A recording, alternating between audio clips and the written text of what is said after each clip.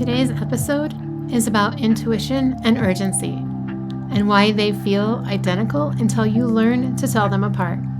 If you've ever acted on something fast and regretted it, or hesitated on something true and wish you hadn't, this one's for you. This is More Than We See. Have you ever been in the middle of a conversation and you just knew what the other person was about to say? Not kind of, not close. You knew the exact words. And then they said them exactly like that. And for a second, you just kind of sat there because that was strange. Like, that was actually strange. And right behind that, almost before you could even register what just happened, there's that pull. Do something with this. Say something. Don't just sit there. Act on it now. That's what we're talking about today. I'm Natalie, and this is More Than We See.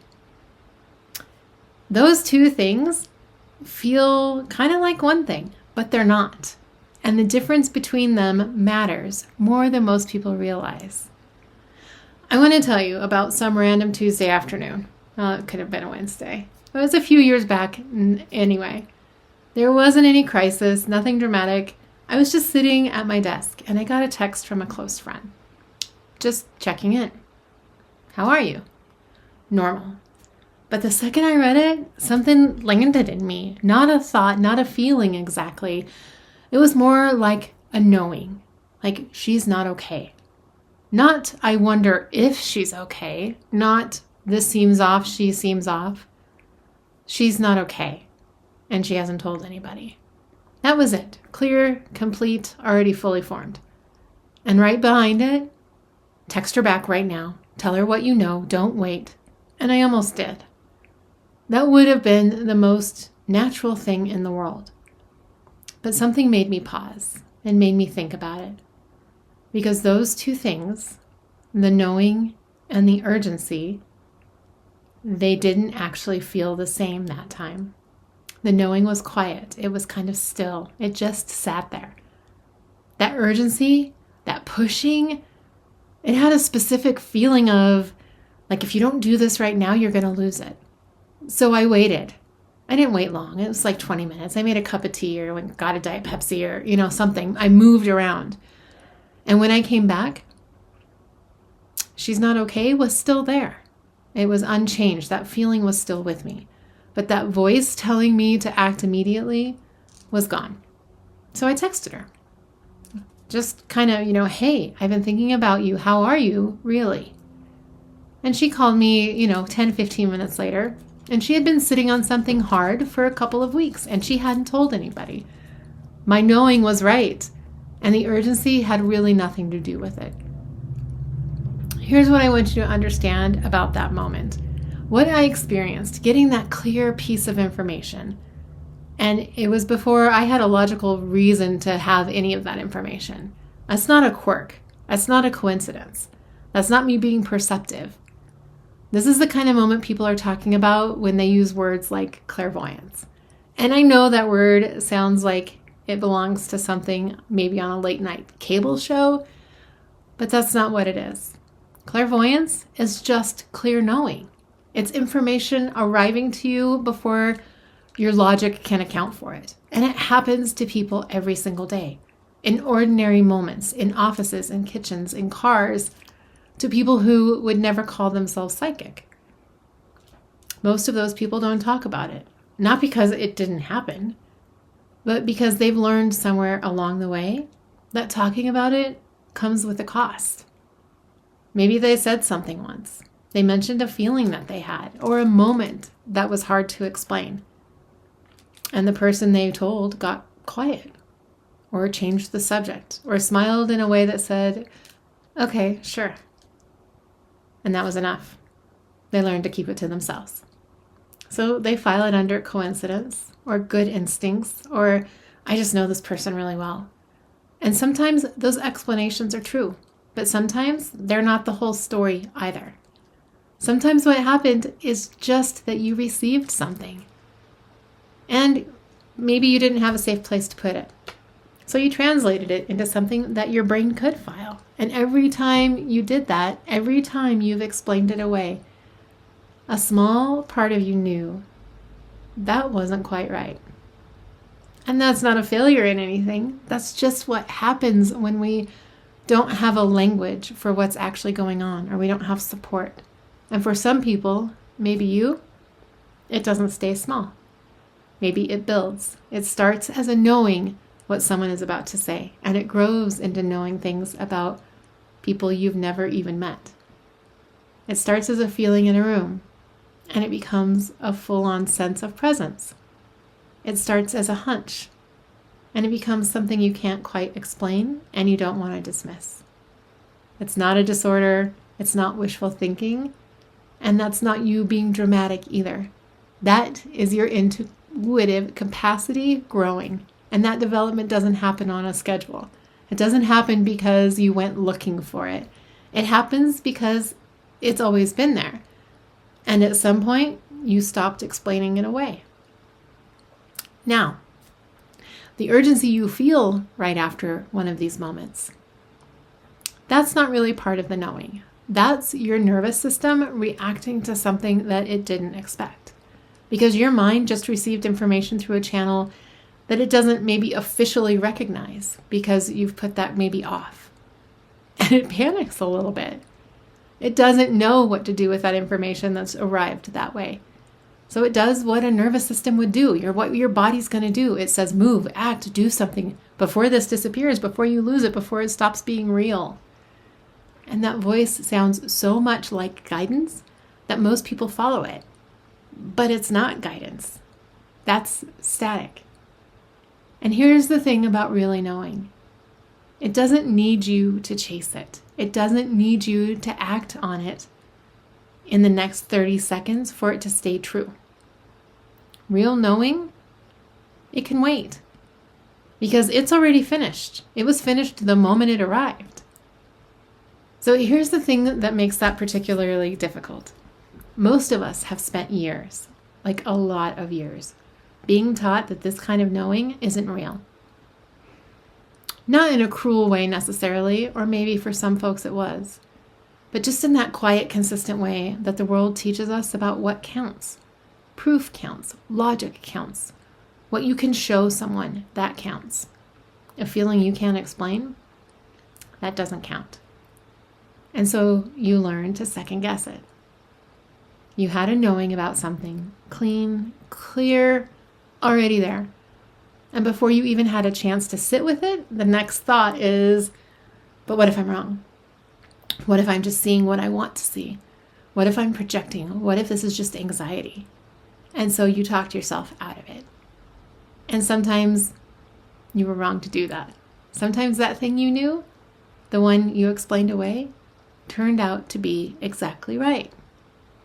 And you filed it away too, in that folder labeled, I should have trusted myself. A lot of people have a very full folder there. And what makes it so hard, what makes it genuinely difficult to see clearly, is that the urgency and the self-doubt often arrive at that same time. So you get that knowing, immediately the urgency, do something, do it now, then immediately the doubt, but what if I'm wrong? And by the time all of that has moved through you, you have no idea what you actually felt in the first place.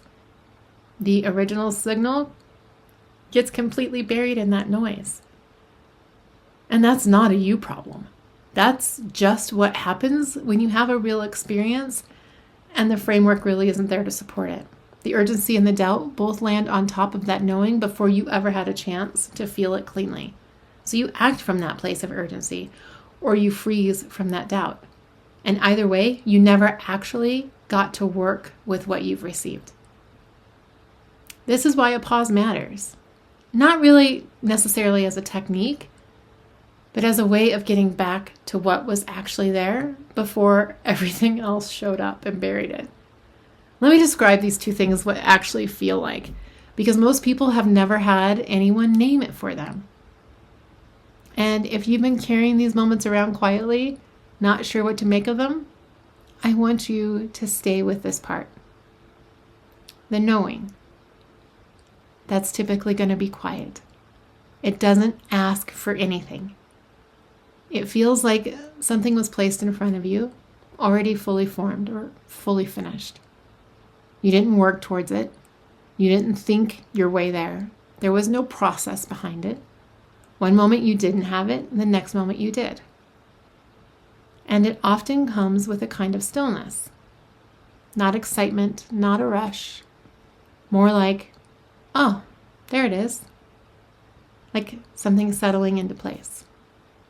And if you step away from it, if you go do something else for 20 minutes, it's still there when you come back. Same words, same tone, same certainty.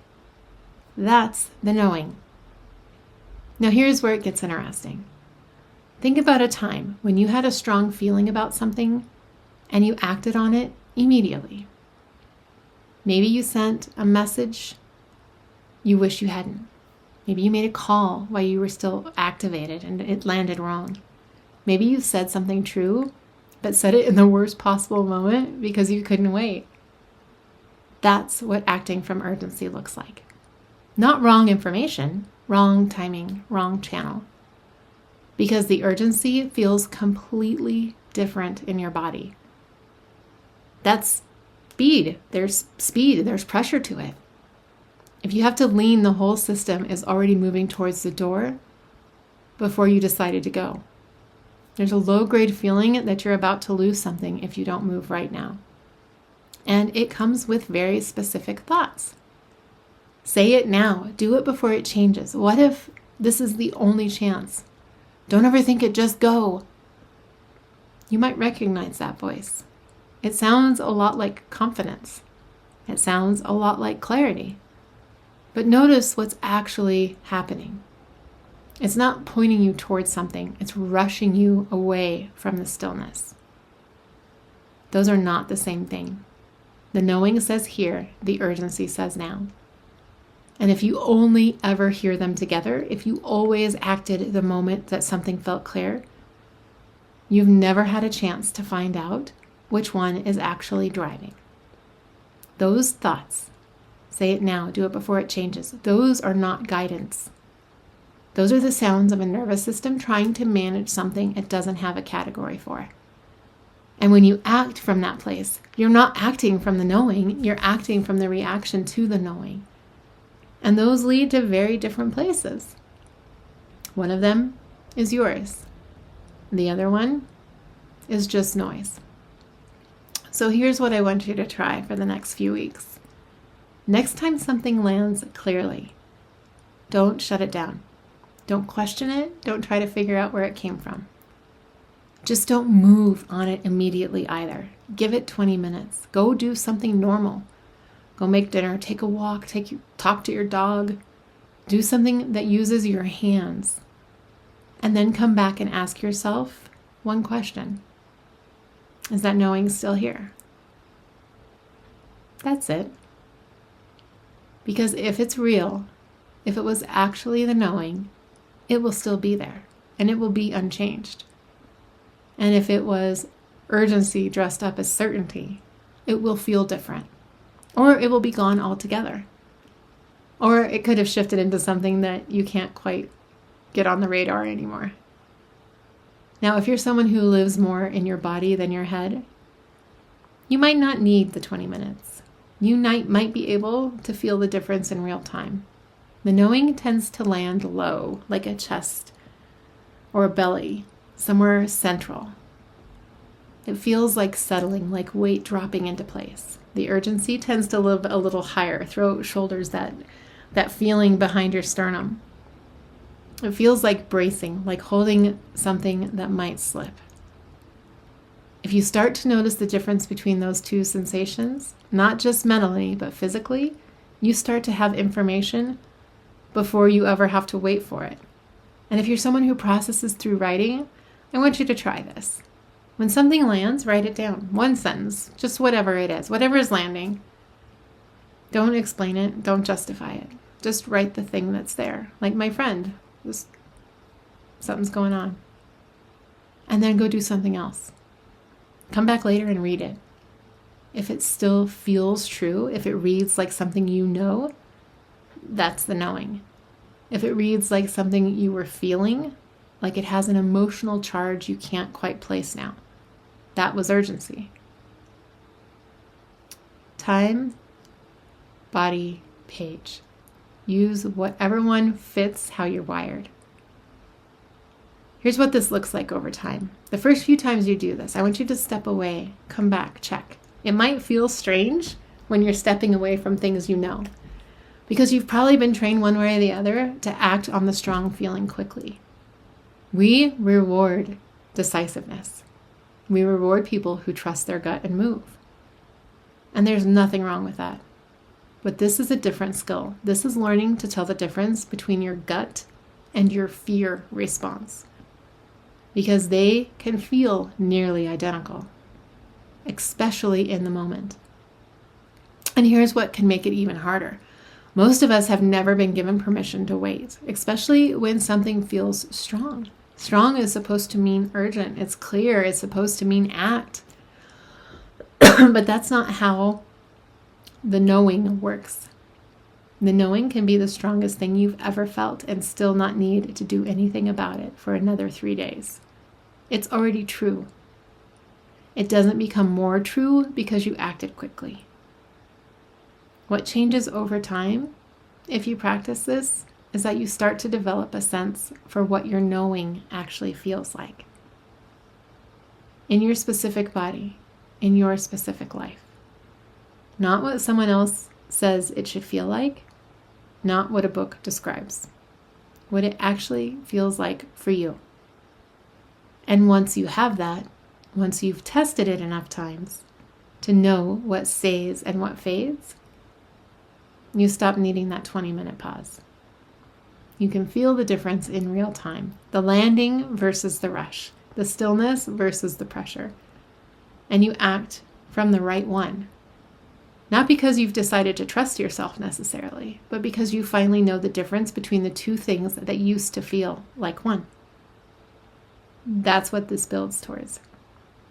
Not certainty, just clarity. Clarity about what's yours and what's just noise. If any part of this episode made you stop for a second, if you thought about a moment where you knew something clearly before you could explain it, I want you to sit with that. Not analyze it, not explain it away. Just let it be what it was. Because you're not imagining things. You're not making it up. And you're not alone in this. There's more here than we can always explain. So just be.